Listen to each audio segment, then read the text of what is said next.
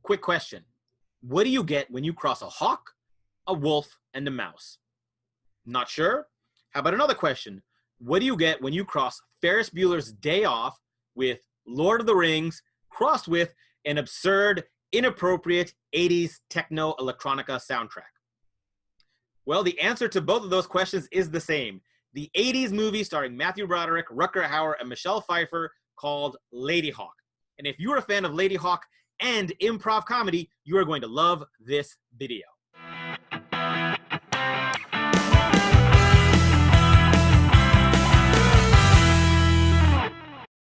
Hey, this is Avish Parashar, and I am a professional speaker who uses 28 years of improv comedy experience to teach groups how they can use ideas from the world of improv to think quickly on their feet, respond to change, and be more creative.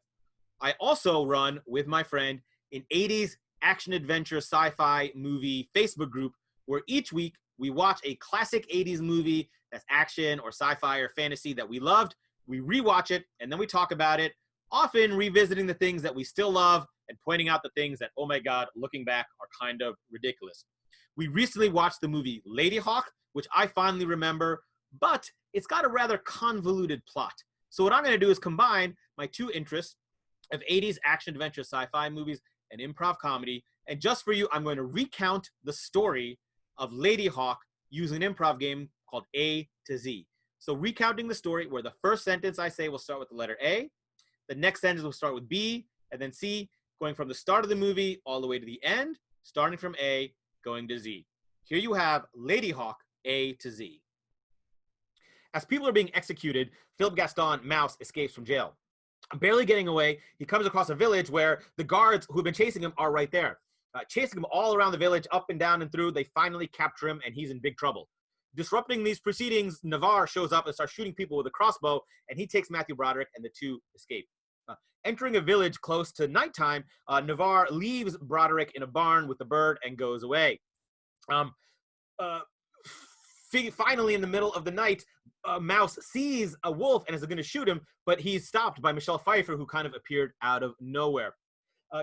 Gaston is very confused by all this, and he talks with Navarre about it, who doesn't reveal anything. Having had enough of all of this, Gaston decides to leave all this behind. In just a few minutes, though, he comes across the guards who capture him, and now he's in big trouble again. Jauntily riding his horse along with the hawk, Navarre's about to enter this guard's ambush when Gaston makes a big noise so Navarre knows everyone is there. Killing everyone as quickly as he can, Navarre basically wins and gets everyone off. But in the battle, he's shot in the shoulder, and the hawk is shot and very badly injured. Losing his mind about the injured hawk, Navarre gives the hawk to Mouse and says, "Go find Father Imperius." Mouse takes the hawk and quickly rides and finds Father Imperius. Not knowing what else to do, Mouse gives the hawk to Imperius, who takes the arrow out after it turns into Michelle Pfeiffer. Now the hawk and Pfeiffer are the same person. Opening up to Mouse, Gaston tells a whole story about the bishop who loved Isabeau, cursed them both. Navarre is a wolf during the night. Isabeau is a hawk during the day, and the two can never meet.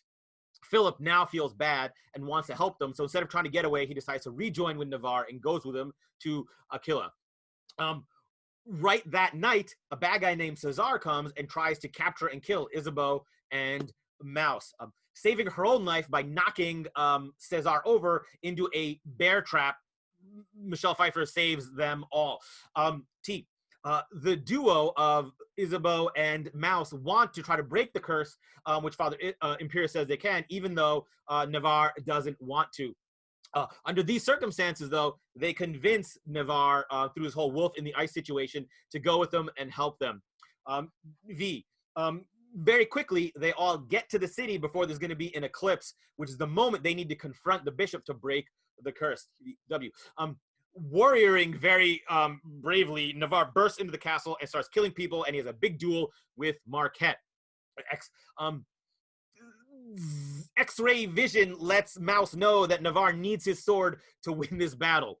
Right. Yon battle continues for a while, just as the eclipse happens, and Isabeau comes in just as Navarre kills Marquette, which breaks the curse. Zeus himself could not have scripted a better ending, where Navarre throws a sword, kills the bishop, breaks the curse, and everyone lives happily ever after. So there you go.